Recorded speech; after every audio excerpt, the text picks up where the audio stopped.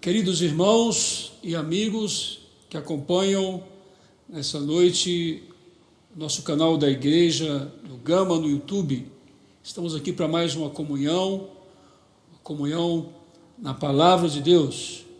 Vamos desfrutar e dar continuidade ao nosso projeto Livro na Minha Mão. Dessa vez iniciaremos esse livro, Um Exército de Jovens, na verdade um exército de vencedores, que também é um exército de jovens, né?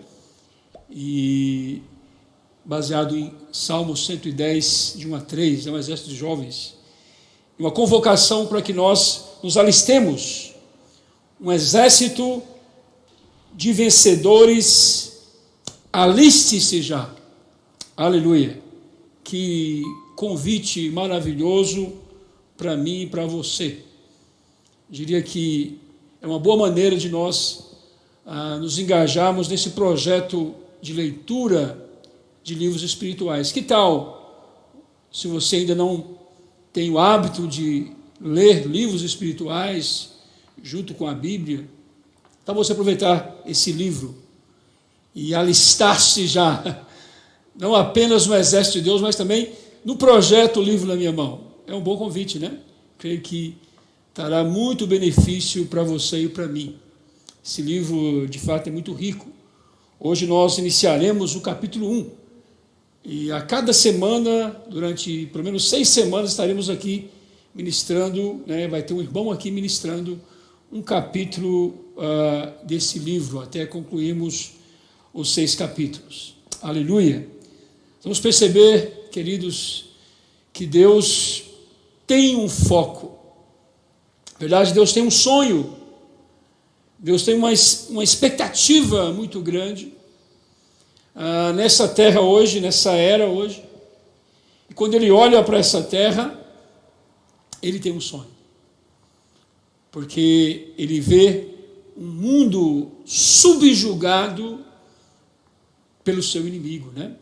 Se nós olharmos rapidamente aqui em 1 João capítulo 5, versículo 19, nos mostra isso. O apóstolo João falando: sabemos que somos de Deus e que o mundo inteiro jaz no maligno. Deus deseja, Ele sonha em produzir um grupo de pessoas, esses que pertencem a Ele, que nesse livro são chamados de um exército de vencedores. Esses que Deus sonha em levantar, em produzir, em usar para acabar com toda a usurpação do maligno nessa terra. São muitas coisas negativas à nossa volta, vamos perceber isso claramente. Nesse tempo de pandemia, então, milhares e milhares de pessoas sendo tragadas por uma pandemia. E, irmãos, tantas coisas negativas à nossa volta. O mundo jaz no maligno. O sonho de Deus é produzir esse exército. Aliste-se já. Receba esse chamado de Deus na sua vida.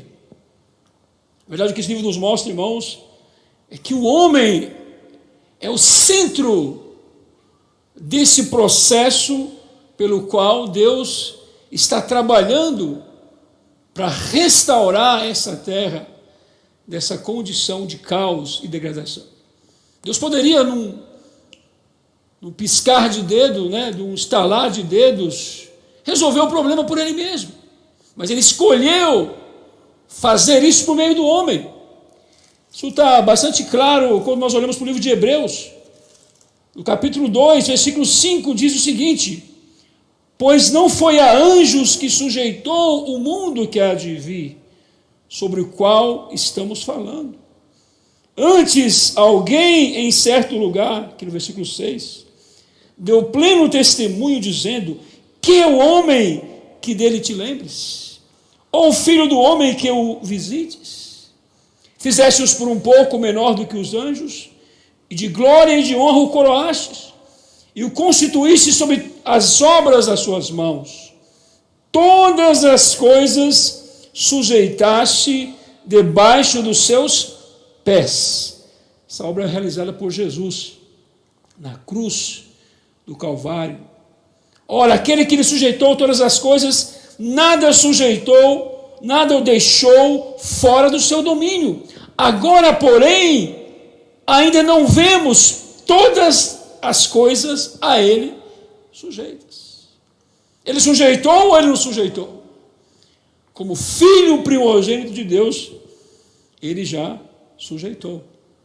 Mas hoje ele está produzindo um exército composto por muitos filhos, como está aqui no versículo 10, né?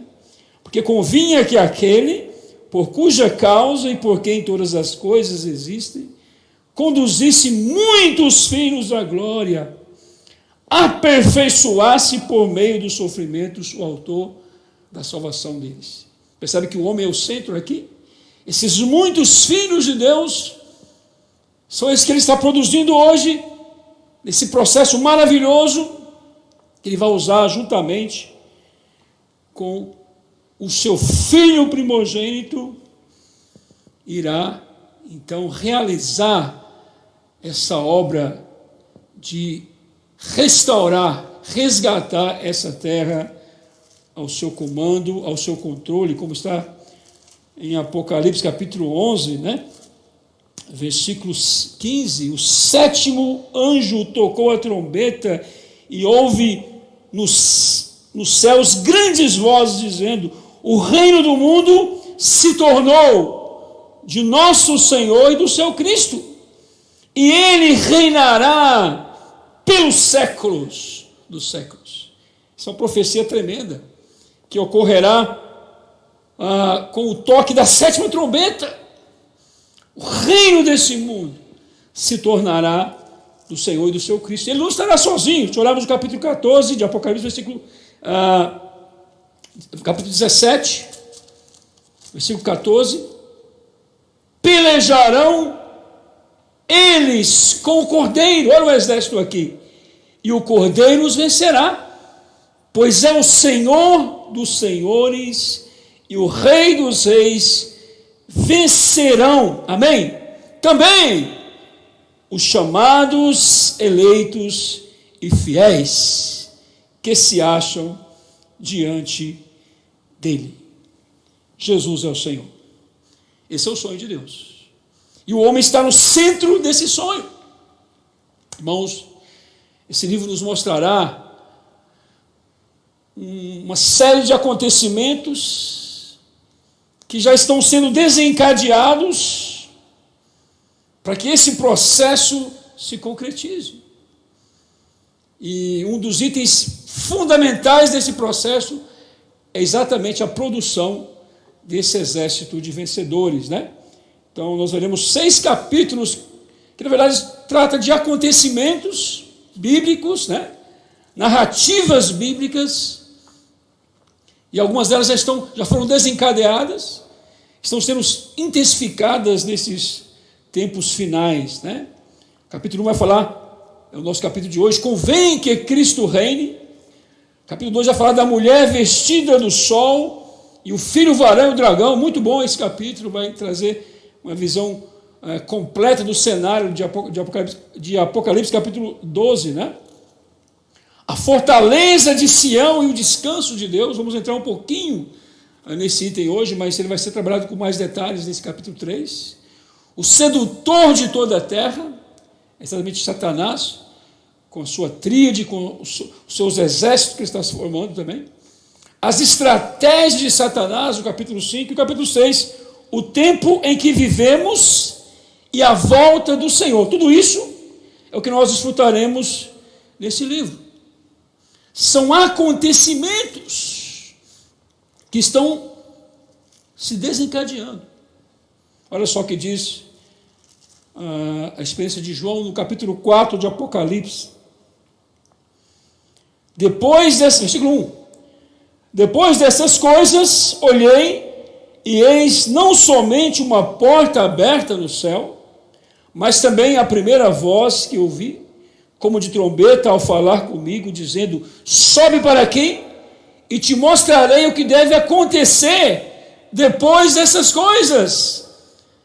na segunda visão que João recebeu, ele descreveu aqui, a partir do capítulo 4 de Apocalipse, ele mostra exatamente o desencadear de vários acontecimentos que ocorreriam e que já estão ocorrendo nesses tempos. Alguns deles estão aqui, estarão contemplados aqui nesse livro, de maneira resumida, né?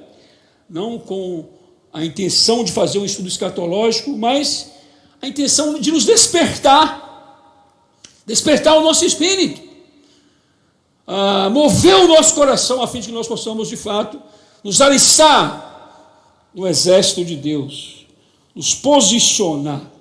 Então, é importante nós ganharmos uma visão, né, do que está acontecendo, né? Em Efésios, é um livro que nos mostra esse aspecto da visão.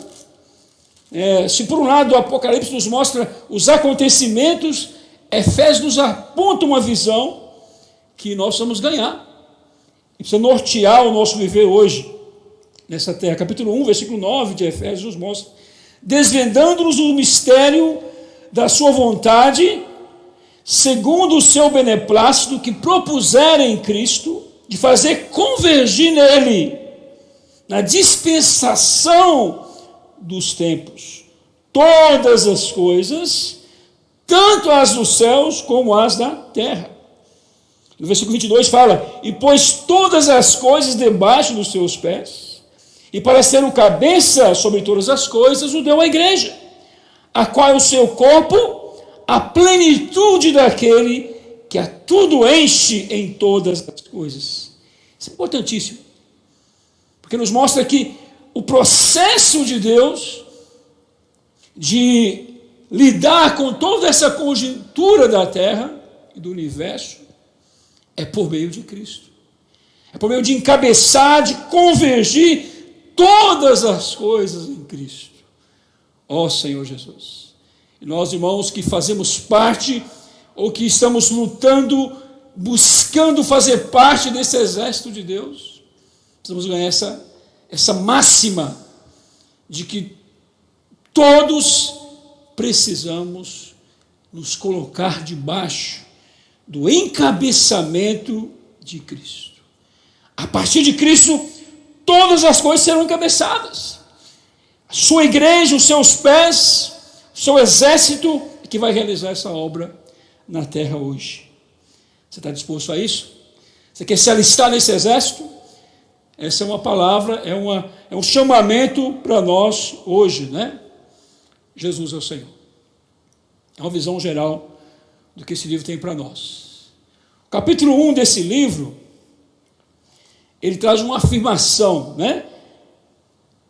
Uma declaração muito importante, que foi extraída do capítulo 15, versículo 25 de 1 Coríntios, que diz o seguinte: porque convém que ele reine até que haja posto todos os inimigos debaixo dos seus pés. Olha só, uma confirmação do que Paulo fala também em Efésios 1:22, né? Esse processo que está sendo concretizado de encabeçar todas as coisas, de convergir todas as coisas em Cristo e sendo colocado debaixo dos seus pés. Convém que isto aconteça. Ó Senhor Jesus. Aí eu faço uma pergunta para você. Você está convencido disso? Que realmente convém que Cristo reine? Você está realmente disposto, comprometido com essa causa? A sua vida está hoje sendo governada por Cristo? Sendo encabeçada por Cristo? As diversas áreas da sua vida, seja pessoal, familiar, sua vida social, sua vida da igreja, estão de fato sendo convergidas a Cristo? Sendo encabeçadas em Cristo? Ou nós ainda estamos muito soltos, muito livres? Ó Senhor Jesus. Irmãos, vamos perceber o cenário que nós vivemos hoje. Estamos numa grande batalha espiritual, uma grande guerra. O mundo jaz no maligno.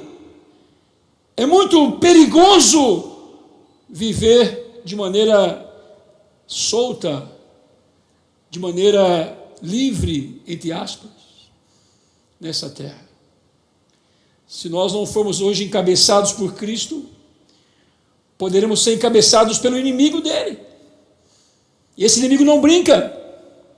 João capítulo 10, versículo 10 fala que ele veio para matar, roubar e destruir.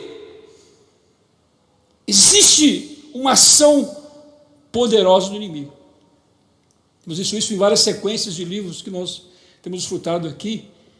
Temos isso afirmando, nos fazendo entender sobre a ação do mistério da iniquidade, muito forte, que destrói o homem, arrasta as multidões, sem que elas percebam. Ó Senhor Jesus, precisamos ser encabeçados em Cristo, convergidos em Cristo, cada área do nosso viver. Jesus é o Senhor. E esse capítulo 1, vou fazer um breve resumo aqui, não pretendo esgotar tudo que ele traz, até para estimular você a ler esse livro. O capítulo 1 vai nos mostrar, inicialmente, um exemplo interessantíssimo, que é da própria história da nação de Israel.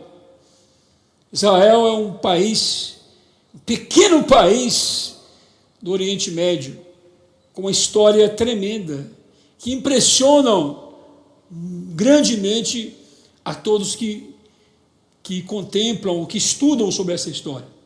E não apenas aqueles que creem na palavra de Deus, até mesmo os historiadores percebem isso.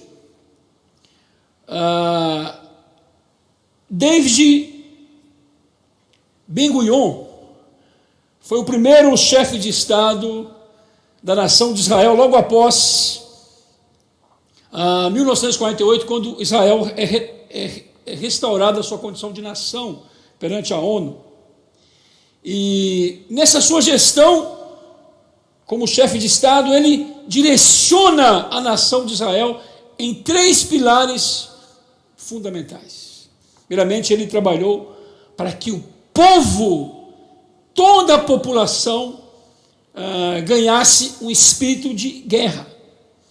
Mesmo os que estivessem trabalhando, estudando, que não fizessem parte diretamente do exército, passaram a respirar a guerra, conviver com a guerra, pensar a guerra, pensar que existe um inimigo poderoso à sua volta, que a qualquer momento pode entrar, matar, roubar e destruir. Ó Senhor Jesus.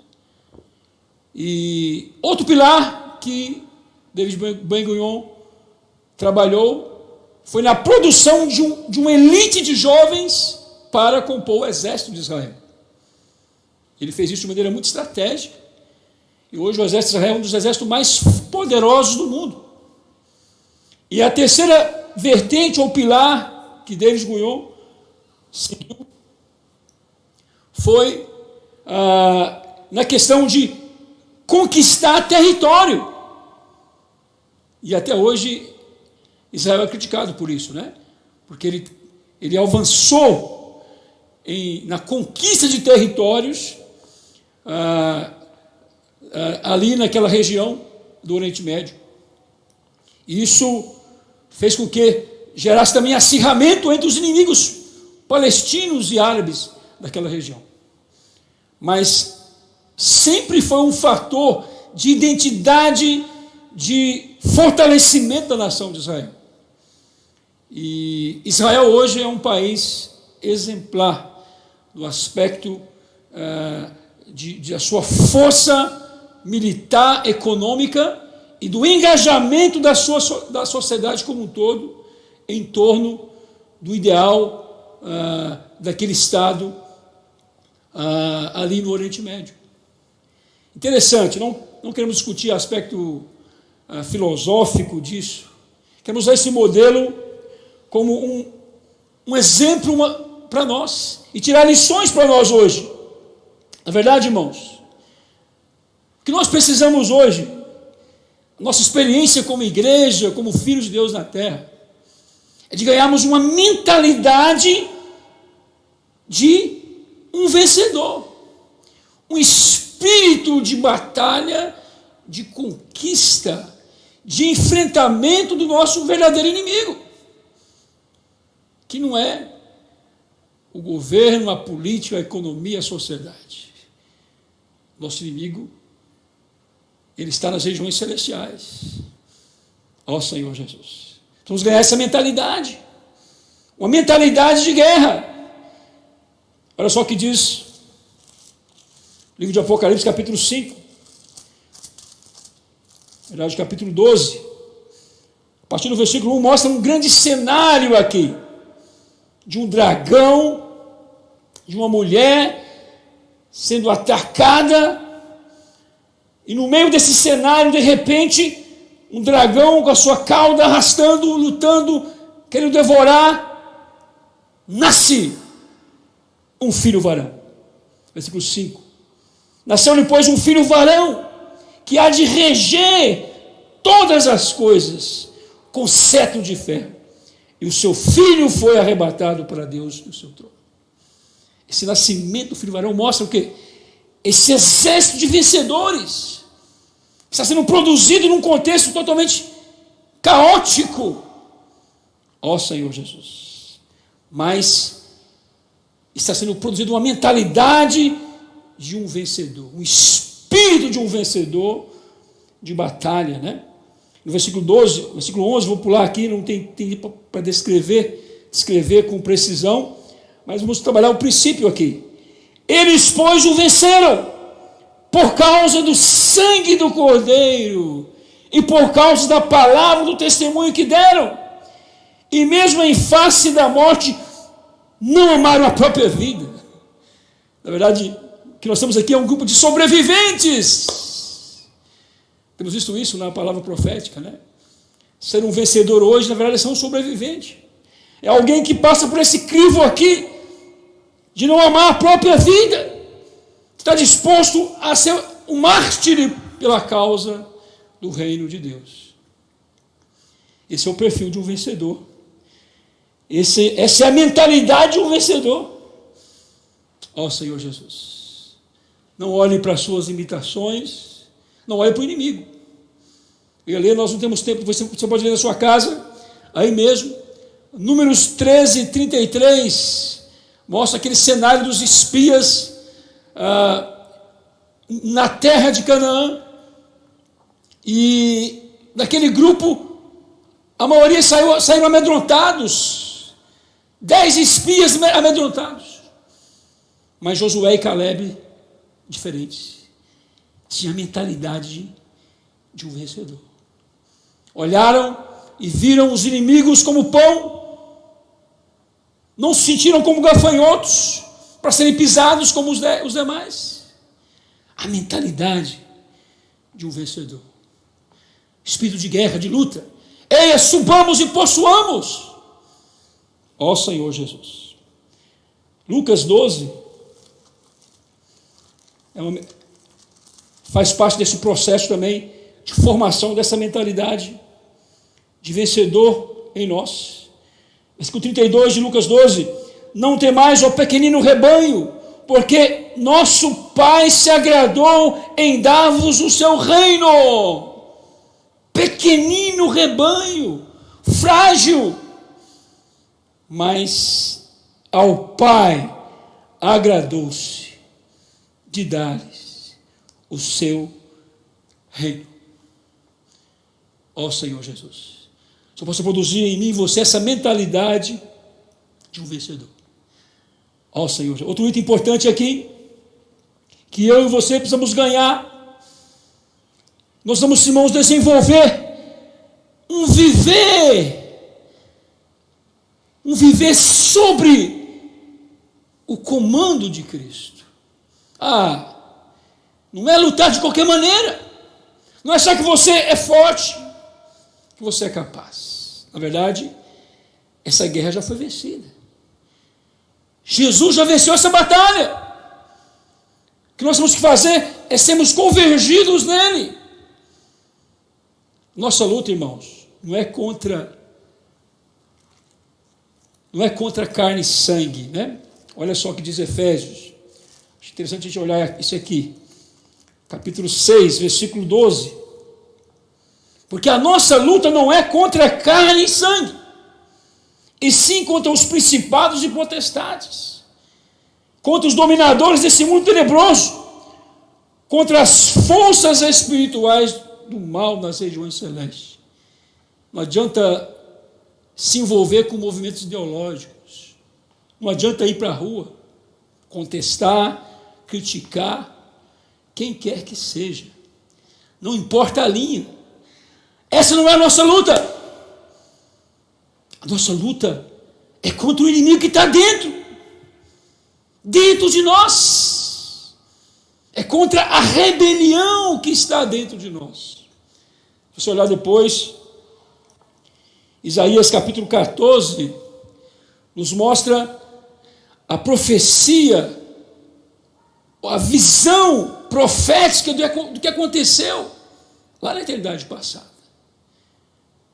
Na verdade, aquele rei que é profetizado ali diz respeito ao próprio anjo de luz, Lúcifer, que se rebelou, que caiu. Olha só, Isaías 14, vou ler rapidamente.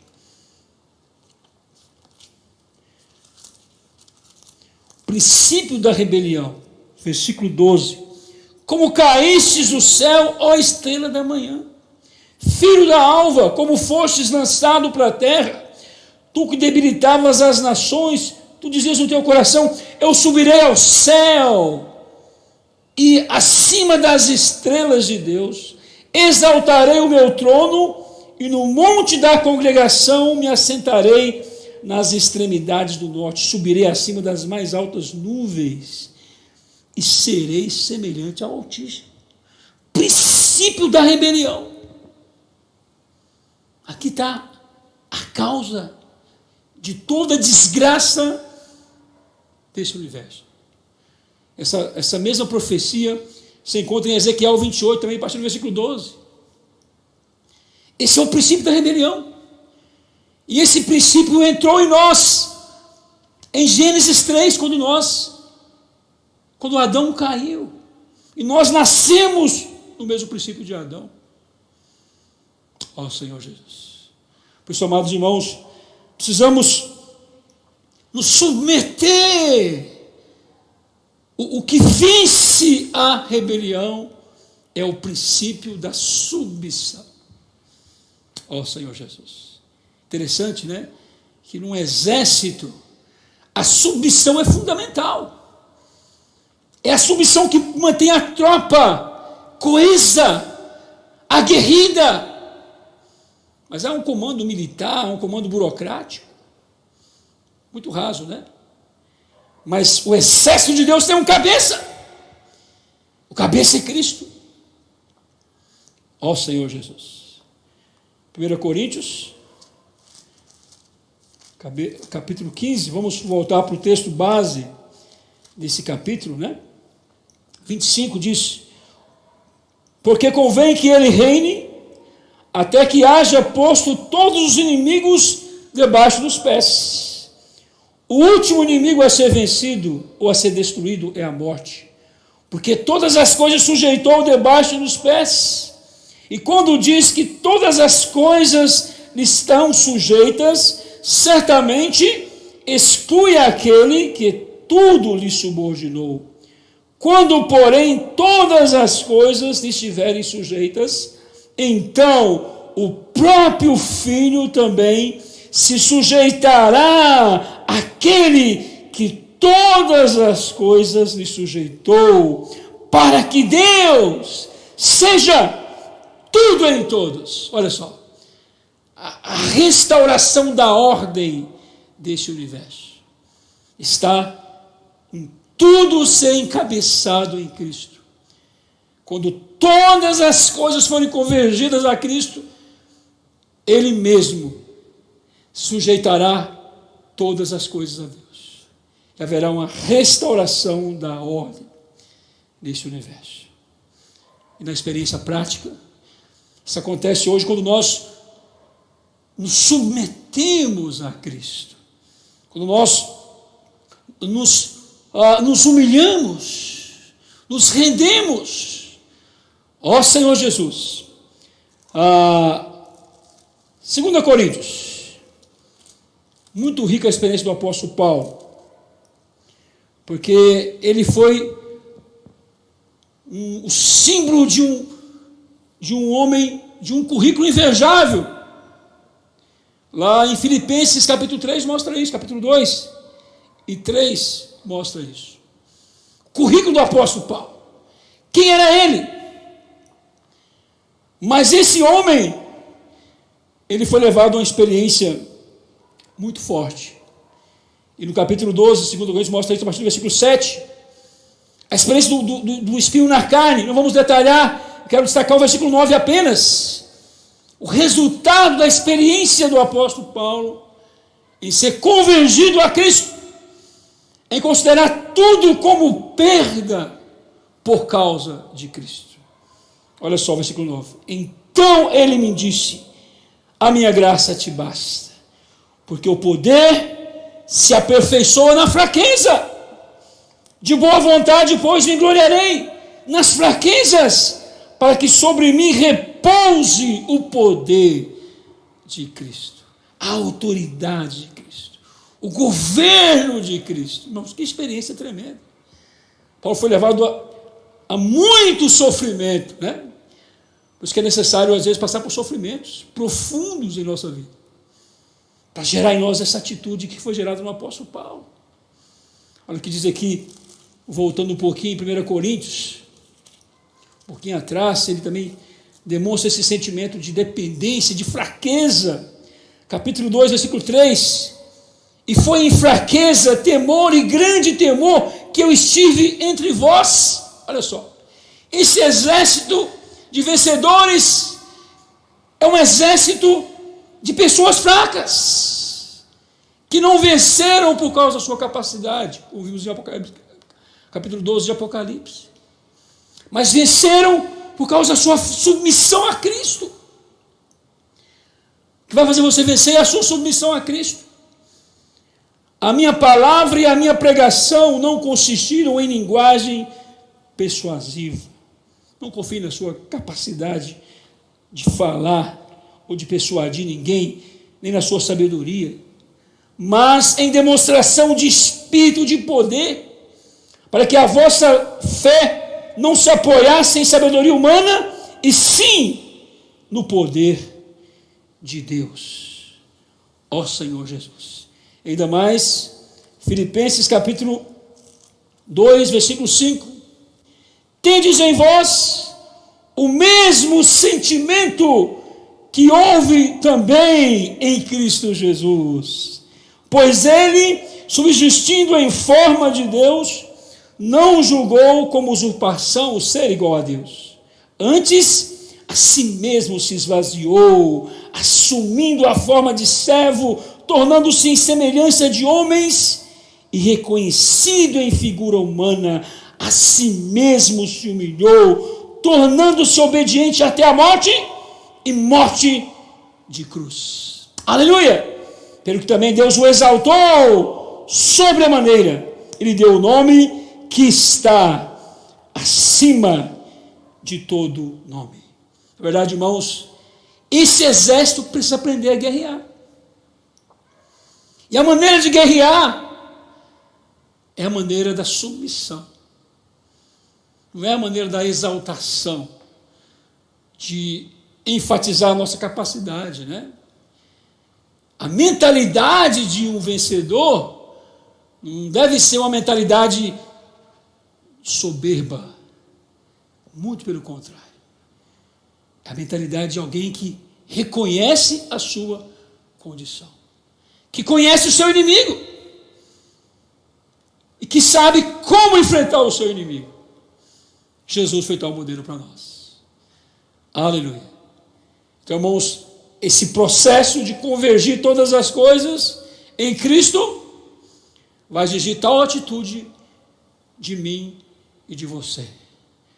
Ó Senhor Jesus. Você quer se alistar nesse exército? Então aprenda a submissão. Aprenda a obediência. Aprenda a lição da simplicidade. Aprenda a lição da fraqueza que Paulo aprendeu, que Paulo desenvolveu. E foi um modelo tremendo para nós hoje. Jesus é o Senhor. Outro item desse capítulo, muito interessante, e vai te ajudar, que está me ajudando também, é que ele nos mostra uma figura existente em 2 Crônicas. Vamos lá rapidamente. Capítulo 7, na verdade capítulo 9, de 2 Crônicas, versículo 17 e 18, que diz o seguinte: fez mais o rei um grande trono de marfim e cobriu de ouro puro. O trono tinha 6 degraus e um estrado, um platô, um estrado de ouro. E a ele é pegado.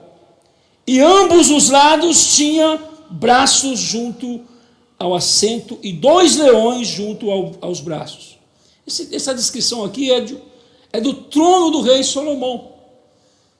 O rei Salomão viveu um período glorioso da nação de Israel.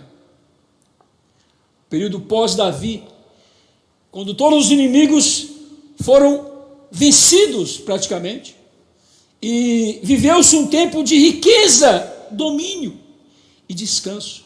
Então esse trono com 6 degraus e um estrado, né, que é a mesma figura existente no Salmo 110, não é isso?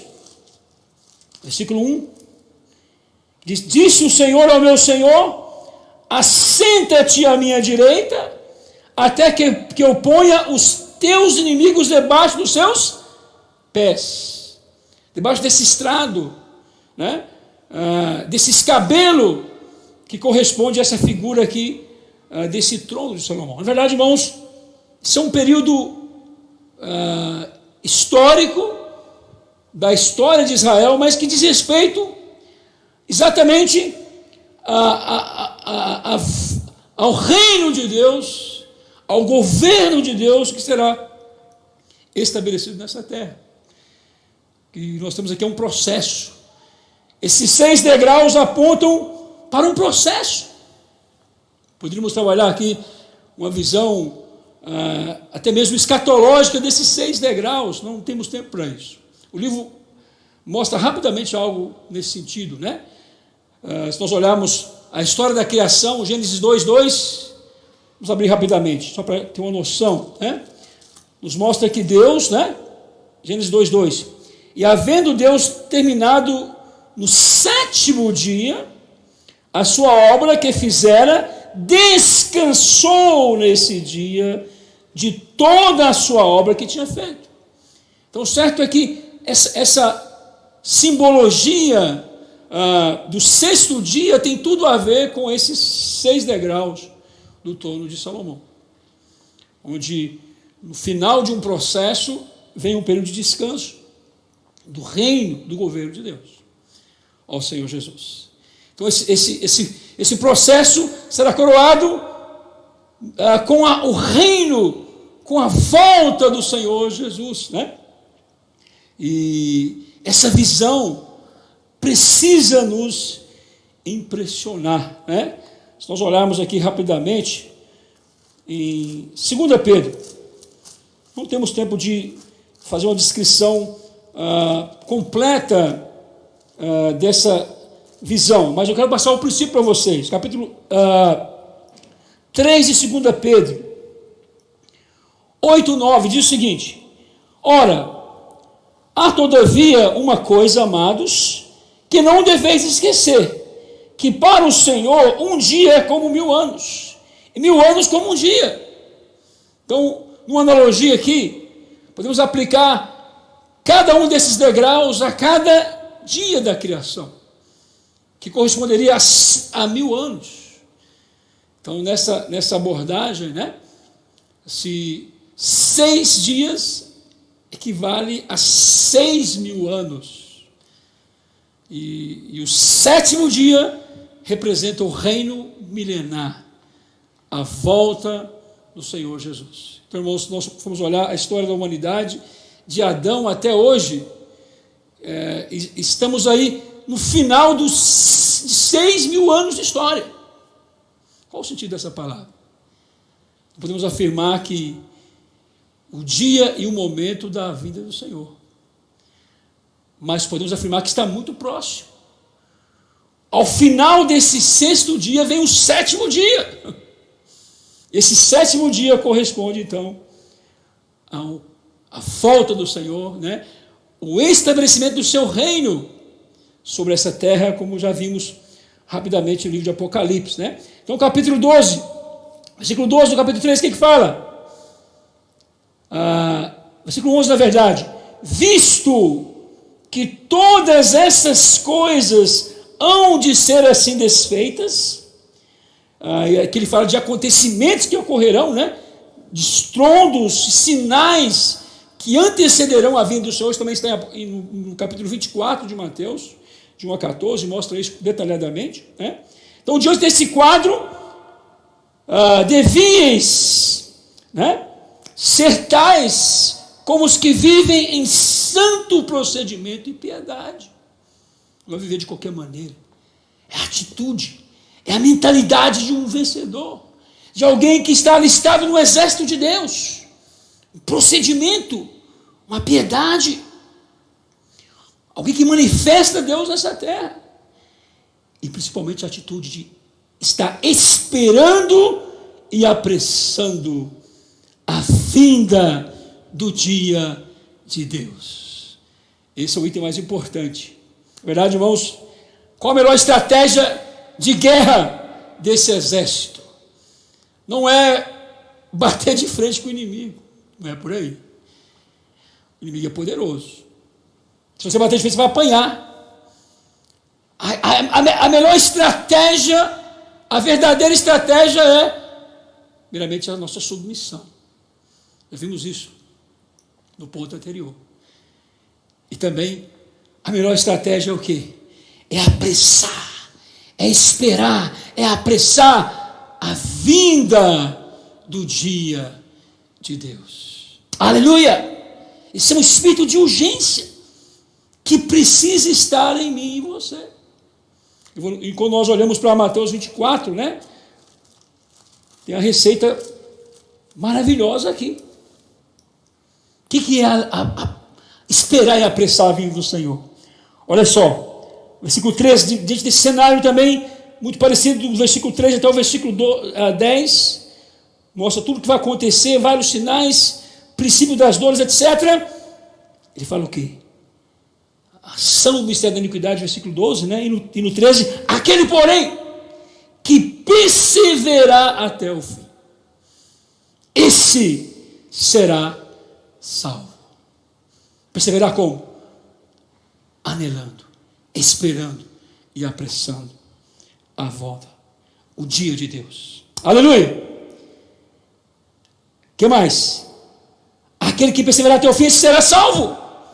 E será pregado o evangelho do reino por todo o mundo, para testemunha a todas as nações. Então virá o fim, então virá o dia de Deus. Ó Senhor Jesus. Irmãos, essa é a nossa luta. A luta de Efésios 6, não tem como nós lemos todo um capítulo. A luta contra aquela esfera de potestades e principados é a luta do evangelho. Ele fala lá, para que seja dado ousadia na pregação do evangelho. Ele fala da armadura de Deus, a armadura do exército de Deus, lutando na pregação do evangelho do reino, esperando e apressando a vinda do Senhor. Aleluia! Essa é a estratégia, essa é a visão que nós temos que ganhar como exército de Deus. Essa é a mentalidade que nós temos que ganhar.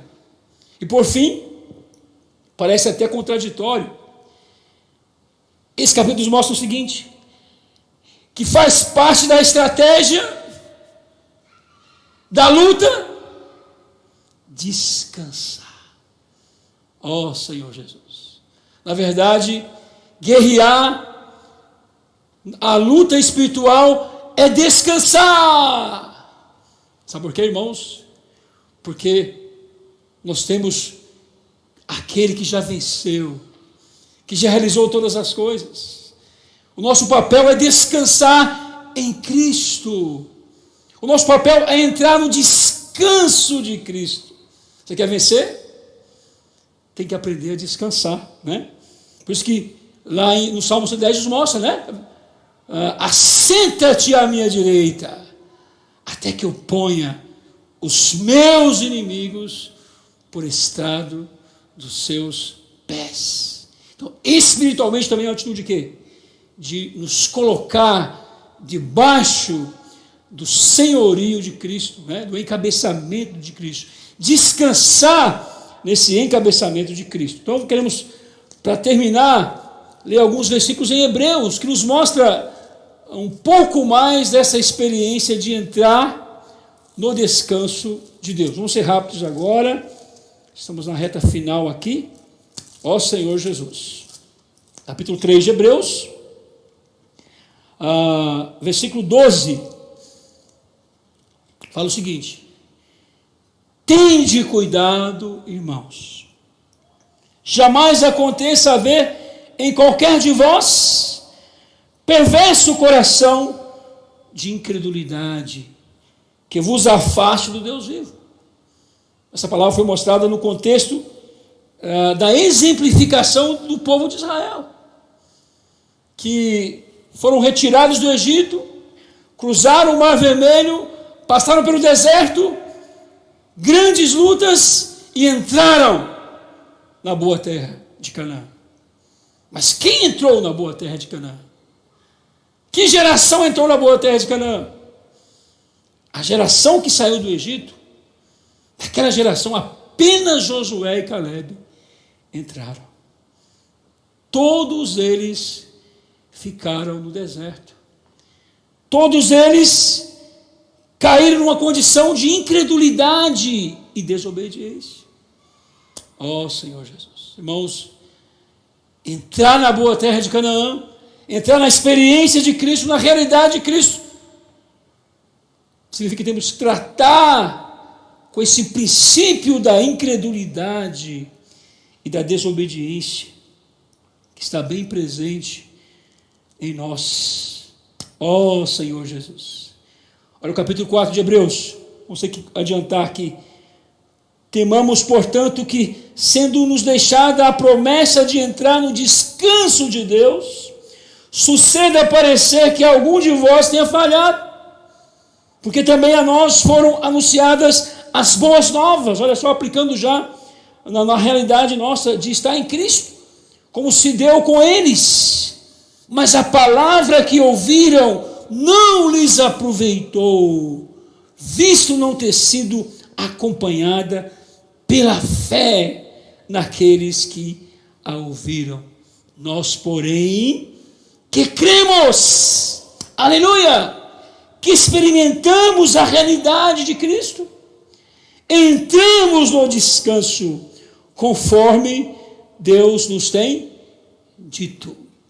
Aí vamos pular para o versículo 11, 10 e 11, porque aquele que entrou no descanso de Deus, também ele mesmo descansou das suas obras, como Deus das suas. Olha que tremendo. Quando você descansa, quando você entra na experiência de Cristo, você descansa e Deus descansa também.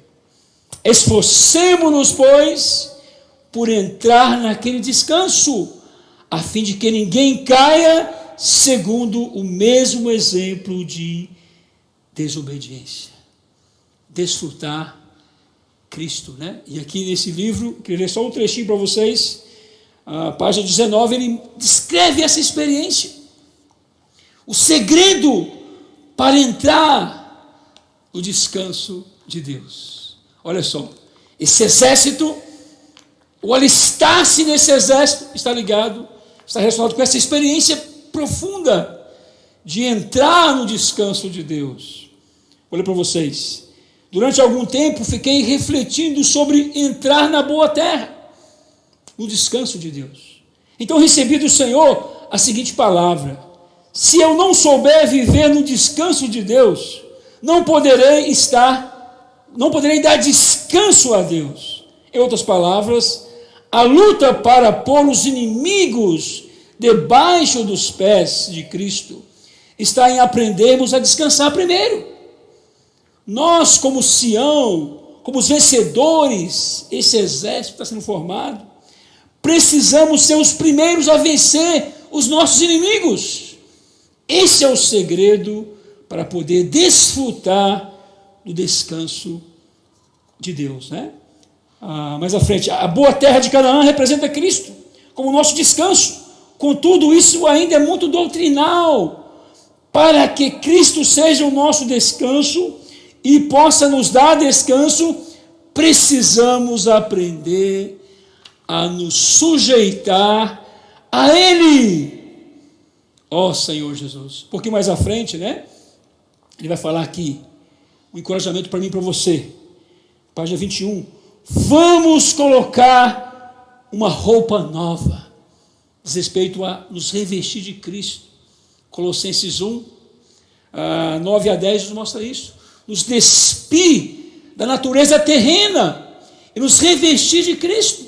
Então em Efésios 4, 24 nos mostra isso. Vamos colocar uma roupa nova, que é o novo homem, no qual não pode haver grego, nem judeu, nem circuncisão, bárbaro, cita, escravo livre, porém Cristo é tudo em todos.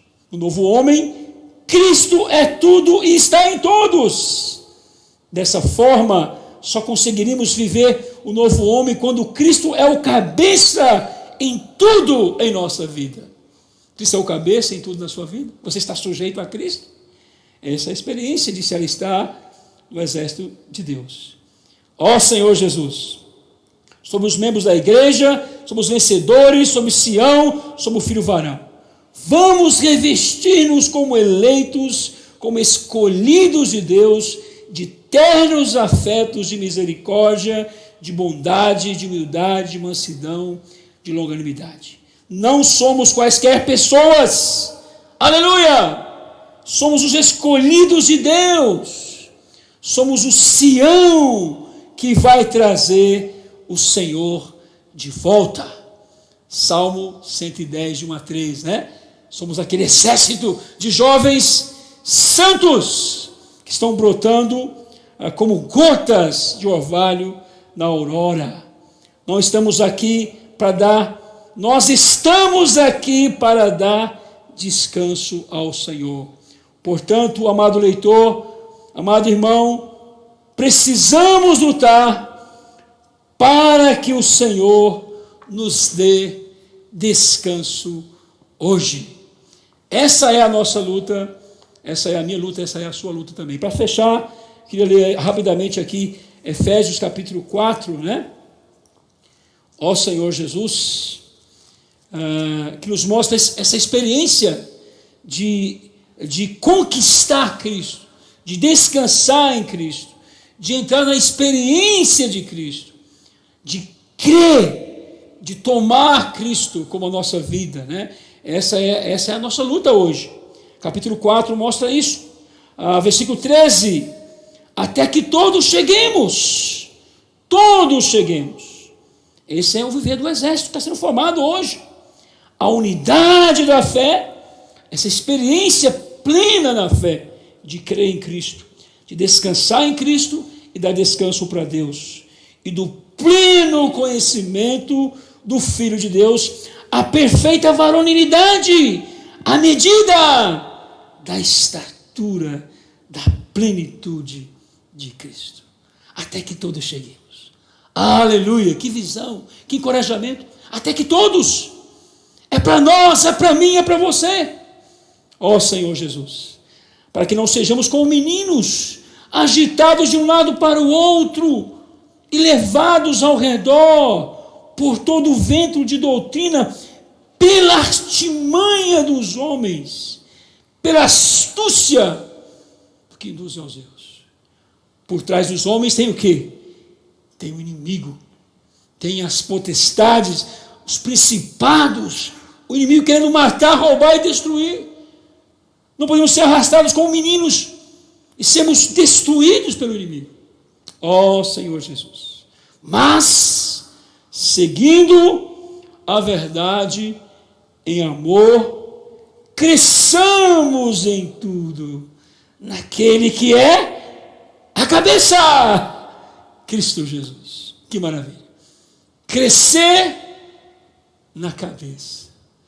É cada vez mais eu e você sermos encabeçados por Cristo. Esse é o principal princípio desse capítulo 1. Convém que Ele reine, convém que Ele encabeça a sua vida, a minha vida. Quanto mais nós crescermos em Cristo, como esse que encabeça cada item do nosso viver, irmãos, nós estamos sendo formados nesse exército de Deus. Estamos alistando esse exército de Deus. Deus está nos derrotando, Ele está nos ganhando, Ele está nos subjugando em Cristo, né? E a partir daí Ele vai poder encabeçar todas as coisas desse universo. Jesus é o Senhor. Se eu posso abençoar a sua vida, de fato você possa ganhar encargo por esse livro. Eu tentei fazer o máximo aqui, em pouco tempo, tive que pular alguns versículos, mas eu espero que você possa ter o encargo de ler, de ganhar a luz dessa palavra, né? Você que não reúne conosco, caso você queira adquirir esse livro, pode usar o nosso chat, colocar aí o seu contato, que nós vamos encontrar uma maneira de fazer que esse livro chegue nas suas mãos. Que o Senhor possa abençoar a sua vida, sua casa, sua família, e que todos nós sejamos levados ao encabeçamento de Cristo Jesus. Aleluia, Jesus é o Senhor.